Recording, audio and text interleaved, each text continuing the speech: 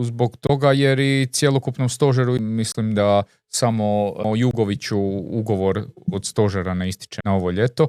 To vjerojatno ne vjerujem da će predsjednica sama te razgovore sa Tomom Radutićem voditi o produženju toga, nego da će se prvo dovesti sportski direktor. Ima tu i dosta igrača poput Borna Barišić je potpisao do ljeta.